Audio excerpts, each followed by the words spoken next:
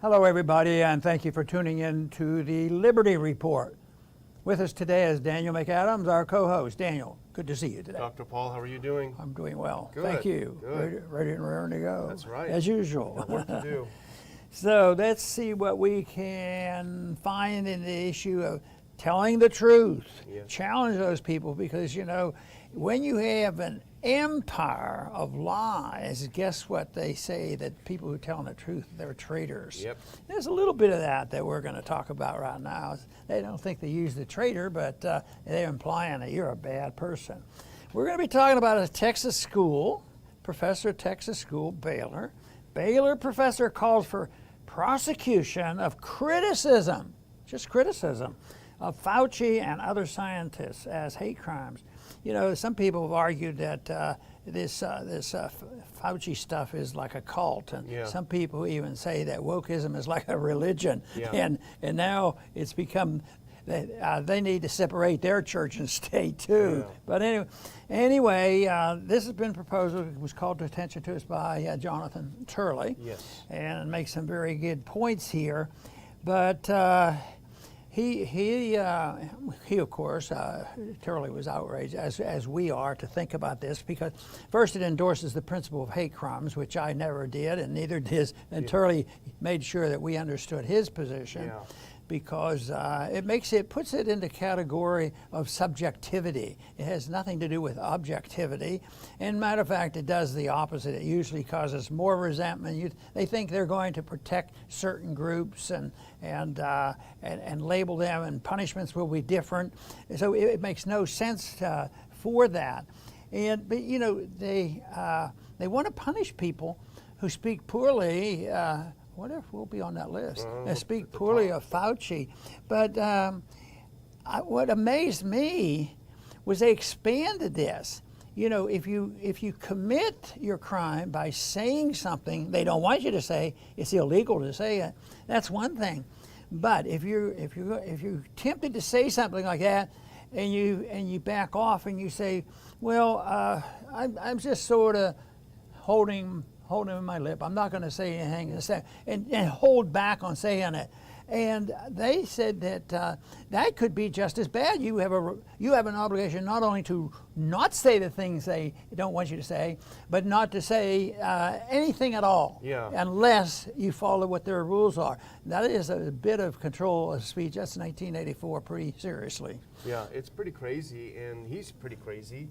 But this came from a paper, and thanks to Jonathan Turley for pointing this out. And we do have Turley's piece up on ronpaulinstitute.org today for people to read for themselves.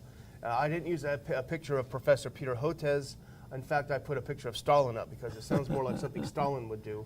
But it was a paper he published in July 28th, just a couple of weeks ago, just a week or so ago, called Mounting Anti-Science Aggression in the United States. And this is what's pretty chilling. He wants Congress to go after not just people like you and I, but people who are actually in Congress. He wants them to go after, quote, a band of ultra-conservative members of the U.S. Congress and other public officials with far-right leanings who are waging and seemingly well-coordinated attacks against prominent U.S. biological sciences, i.e. Fauci.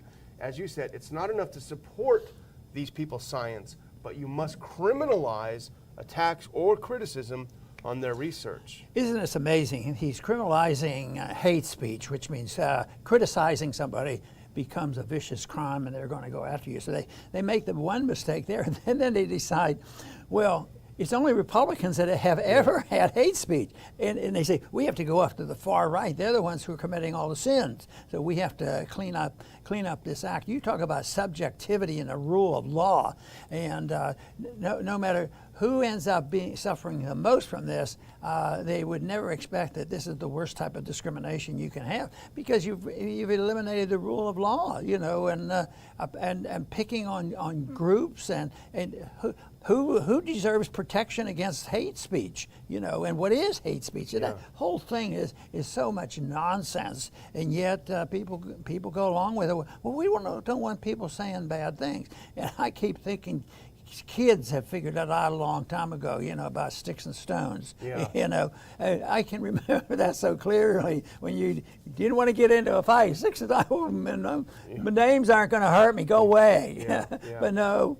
And sometimes it's not even that. It isn't that bad words we're using and sharp criticism. Sometimes you're just telling the truth.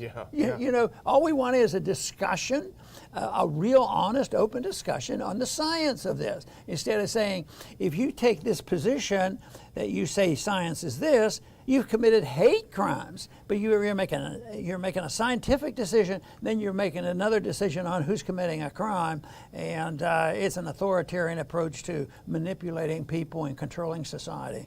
Well, the science was settled when they decided it's a great idea to put a drill through someone's head and give them a frontal lobotomy because they had some problems. That science was settled. So anyone challenging that should have gone to the slammer as well. Let's put up the first picture because here's a little clip of Hotez. And rumor is that Abbott was listening to him last year when Abbott did the shutdowns, and that says everything you need to know about that. But go to the next one because here's a quote that Charlie included in his article, and kind of shamefully he cites Elie Wiesel, the Holocaust survivor, kind of bring the context in that somehow you're kind of a Holocaust denier or something if you disagree with him. But here's what the professor says. We must take steps to protect our scientists and take swift and positive action to counter the growing wave of far-right anti-science aggression. It's horrible. The other thing that got my attention was Turley point is how they can change things. Hate crime was one time just asking questions. I wonder how this virus got started. Is there any chance that we participated? Is there any chance that the corruption in our foreign policy and foreign aid has maybe contributed to this? Just asking that question was a hate crime, And then, but I don't know what happened. Biden got wisdom. He says, maybe it's true. Yeah. Boom! No more hate crimes. You can do that now and have a discussion. And who is it? Facebook reversed their position on this. I mean, such arbitrariness, and that's why laws should be a little bit more precise than this. But I would say, how does it happen? Is we have a bad apple here and there? No, I would say that we have many bad schools there, colleges as well as our law schools.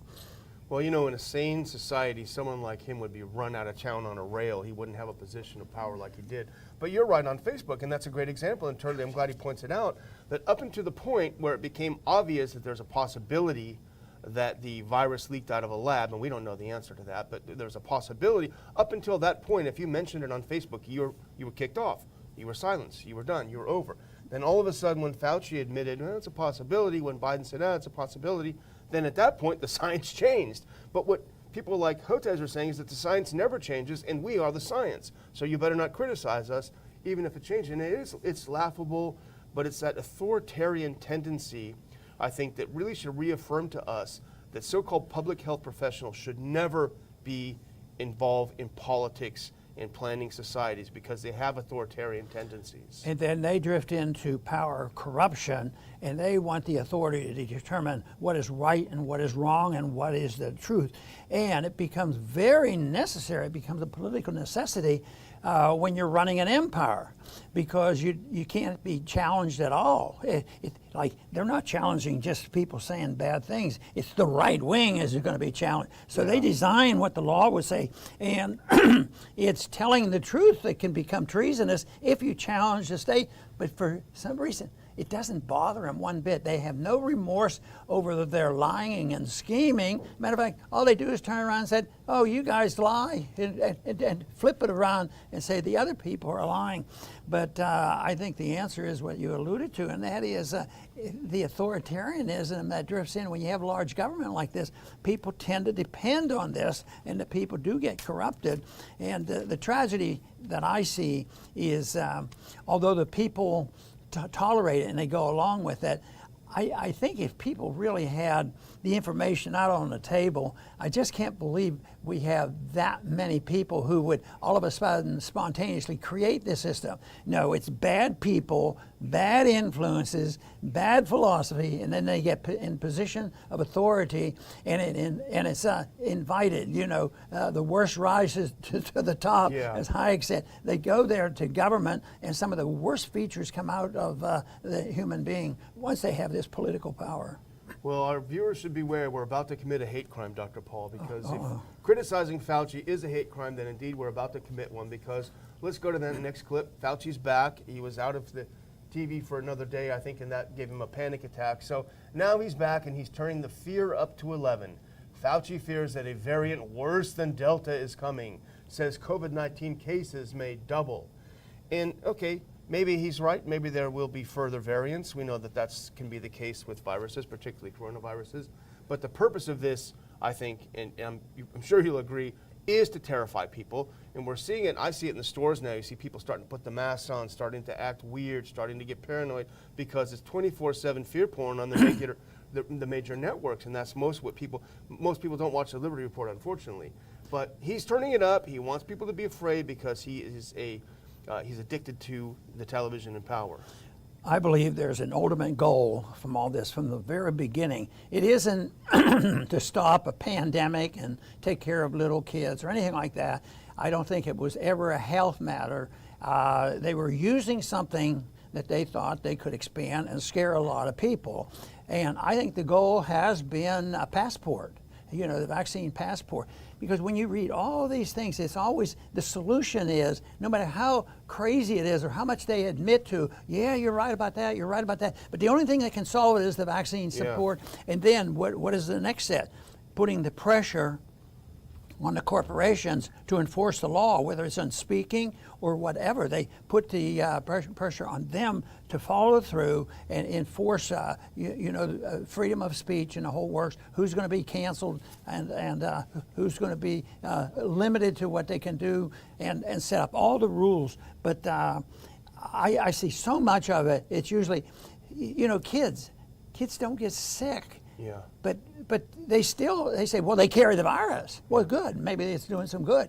But they still have to be vaccinated. Yeah. No matter what they do and say, even if you have been vaccinated and you're not having a problem, and they test you, they still carry a virus. Yeah. We have to vaccinate them. They're obsessed with this. Yeah. And of course, I personally don't think that's very good science. It's strange, when we don't take a position on the vaccine. That's up for people to decide for themselves, and they should, but they should do it without coercion, which is what we're seeing. But I think we're not the only people that are starting to feel this is a little weird, this obsession with every single human on the planet getting shot with these chemicals. But you did have something else on kids, a study that you had about long-term immunity of children who get the virus, I think.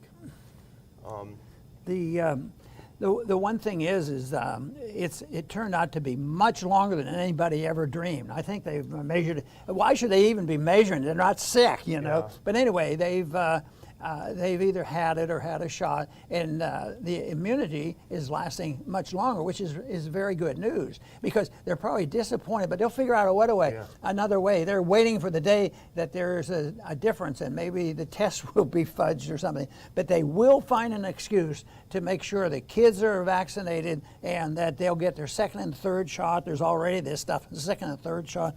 They said there's 93 million people that haven't even had one shot yet. Boy, that's a fertile field out there. How much are they going to make on that kind of a deal? But the kids are victimized by this, and which is a real shame. But I just see so often it's finding the justification, for more vaccinations, and they'll even admit, you can get it again even if you're vaccinated, because the statistics are out there. Yeah. You take two groups, the people that are vaccinated aren't any more protected than the people who are not vaccinated. Seen that data, So Well, yeah, both of you need shots, more shots. Oh, there'll be a new vaccine, and it'll be better next time around. And we have to be on to this because Lambda, I guess that's the next one. When it comes, it is really going to be bad. Yeah. It's a form of medical terrorism. Yeah. I mean, what they're doing. That's a great term for it. And Biden is just blatantly wrong when he says this is a pandemic of the unvaccinated, because we know that's not the case. His own CDC, who he's going against when he says that, has said that's not the case. Now, the ratio of vaccinated to unvaccinated that catch it is a different thing, but you simply can't ignore the fact that they do. But Dr. Paul, the next segment is called Inadvertent Truths, and this is when I think people in power inadvertently say something very interesting, and it doesn't happen very often. But this is a top COVID advisor to President Biden, so we have to listen to him, Professor or Dr. Osterholm. Let's put up this next clip. There are a couple of things that he said recently that caught everyone's attention, and Jeff Tucker tweeted about this today. Here's what he said in an interview today on PBS. This is Professor Dr. Osterholm. He is a top advisor to the Biden administration. Quote, all those plexiglass plates you saw that were put up that supposedly separated you from me with 6 feet have no real purpose today at all. That's fascinating. And let's do the next one. Here's something else he said, I think yesterday, a couple of days ago. He said this on CNN. We know today that many of the face cloth coverings that people wear are not very effective in reducing any of the virus movement in or out. There, he's on our side. Well, what was his conclusion? Conclusion, take the shot. Take the shot. And everything is, you have to have it. If you shot. haven't had it, you need it. If you have had it, you'll need it too. So Yeah. back but to that. It's even worse than that, because this is his transcript. If you put up that next clip, this is a transcript from him on PBS. So we're not paraphrasing, this is his actual words. If we can put that next clip on, because this is fascinating. You talk about the lasting immunity of kids who've had it and gotten over it. Here's what he's talking about in Israel. And I think this is heretical, but true. He said, and in the case, if we look at Israel, what they found is a rather rapid reduction in the prevention to get serious illness after 6 months. So even there, we're seeing this wane in immunity having an impact on whether you get serious illness or not, which is the reason you're going to keep hearing more in the days ahead about booster doses. That's why the Israelis are initiating booster doses for those over 60. And I think that will happen here. So here is the president's top COVID advisor saying basically after 6 months, these shots aren't very good. They don't do a lot of good, and the immunity is waning. And I was just looking, because I know there were studies, Dr. Paul, and I pulled one up. Can you look at the next clip, actually? This is from Nature. This is a recent study. This is from June of 2021, if we can put that next clip up. This is a study on long-term perspective on immunity to COVID.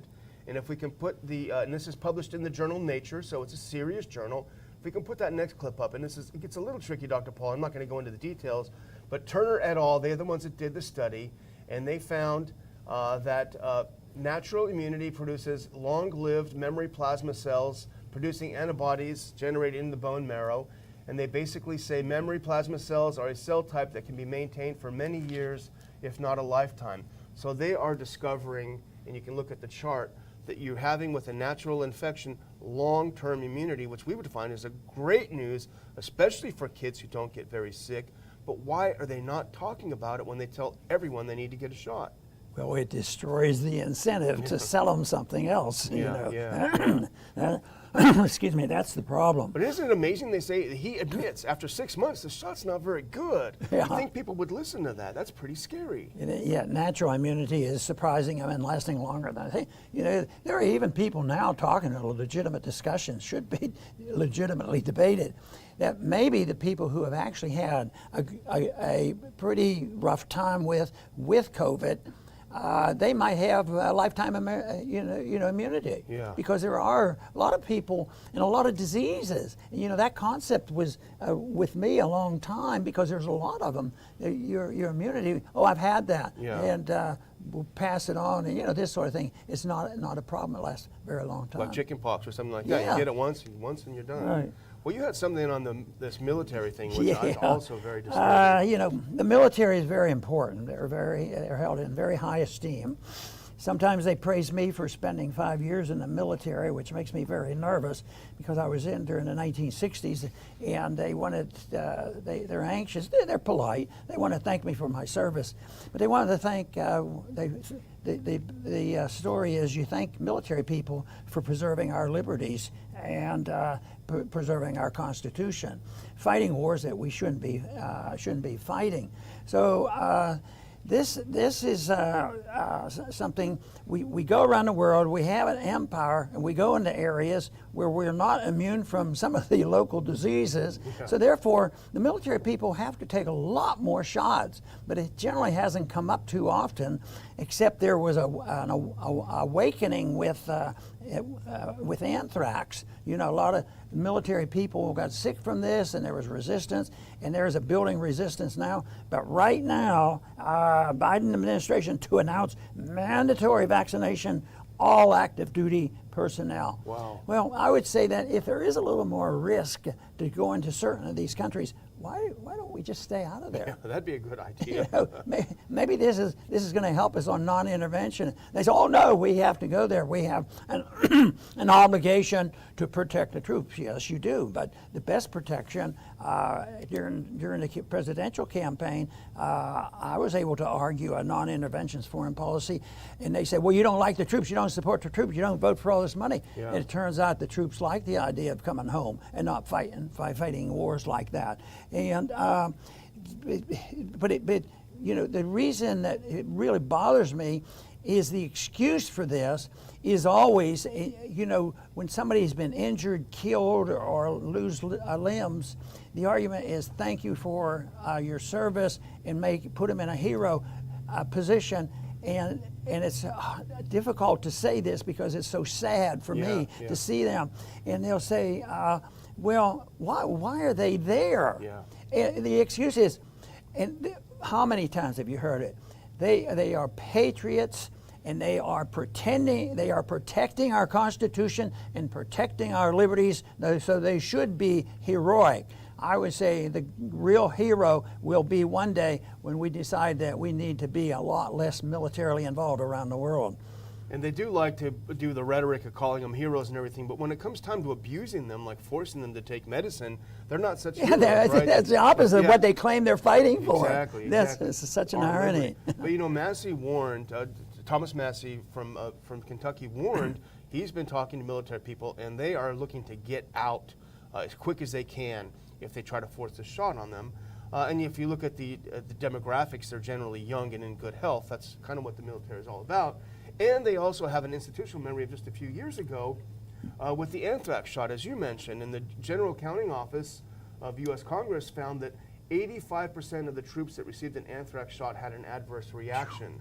That's big, and we don't know that that'll be the case with this shot. We have no idea. We have no way of knowing. But we do know that they remember what happened when they were given an experimental shot before, and it didn't work out too well. So understandably, they are hesitant, according to what Mr. Massey says. The question is, if you really respect the troops and if you really care about the military, do you really want to force them to do something that they don't want to do to their own bodies? They don't want us to remember the principle. And the principle is that you should be in charge of your body and what is being put into your body.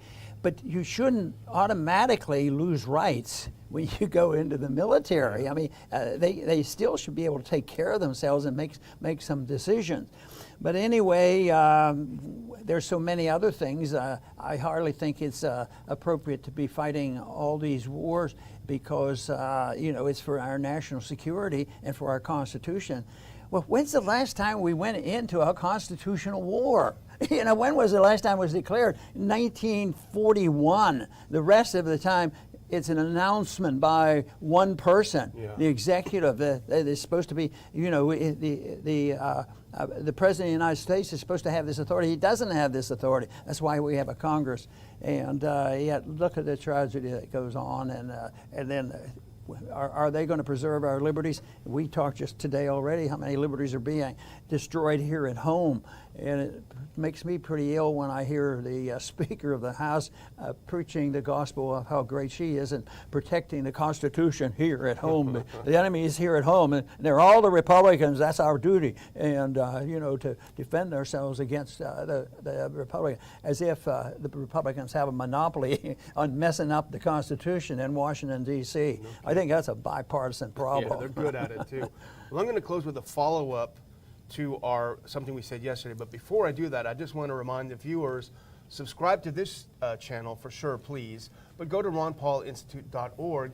Right smack in the middle of the page toward the top is subscribe. Subscribe to updates directly from the Ron Paul Institute. You don't get a bunch of them.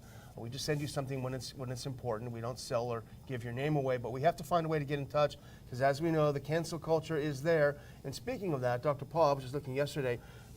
Look us up on Rumble Video, and subscribe to us there. I think we've got about 70,000 subscribers on Rumble, so wow. that's going pretty well, and we're happy about that. So there need to be free speech alternatives. But as a follow-up to what we did yesterday, because we showed Biden, and he was singling out our Governor Abbott and DeSantis from Florida, and he said he wanted vaccine passports. He said, if you're not going to lead, get out of the way. Well, DeSantis had a good retort to that. If we can cue up that video, it's a little long, it's 30 seconds, but I think it's worth watching that whole video if we can put that video up and watch it. This is great. Yeah, if you can put this clip. I don't know if we have that clip over there. There we go. Let's listen to DeSantis. If you're trying to deny kids a proper in-person education, I'm going to stand in your way, and I'm going to stand up for the kids in Florida. If you're trying to restrict people, impose mandates, if you're trying to ruin their jobs and their livelihoods and their small business, if you are trying to lock people down, I am standing in your way, and I'm standing for the people of Florida. So why don't you do your job? Why don't you get this border secure? And until you do that, I don't want to hear a blip about COVID from you. Thank you. Yeah, I am going to stand in your way. That was great. Very good. He should be in our corner when we have to defend ourselves. and I say that in all sincerity because I think that's what we're trying to do, is defend our liberties in the manner that was prescribed for us. I want to just close with, once again, emphasizing how I see this obsession with passports. It was early on in this pandemic, and I consider a lot of that a hoax, and their goal is to control people, to control and maintain power. And that, to me, is the activity of a tyrant. They need control of the people. The most dangerous person that you can think of to the tyrants and tyranny are the people who think for themselves. And that's why I'm so pleased that we have so many people willing to join our program and our views in promoting that very interest of trying to do our very best to find out what the truth is and to spread the truth as an answer. But I believe they're they have an obsession. I don't look at what we have as an obsession with anything, but I would say we have an intense interest in the philosophy of liberty, with an understanding that there's good results from people who support liberty, and the more the merrier. And if the dominant thesis for a society is let's promote liberty and give up on passports and obsessions with tyrants, I think the world is going to be better off. The livelihood is going to be better off. There will be more peace and prosperity. So how can we go wrong in promoting the principles of liberty? The founders intended that. They came up short, and the people right now are weak in their beliefs. But I believe, who knows, this pandemic, so-called, might be just a real benefit to us a long time. That it has awakened a lot of people to see the difference, tyrants and freedom. And of course, everybody knows where we stand. I want to thank everybody for tuning in today to the Liberty Report. Please come back soon.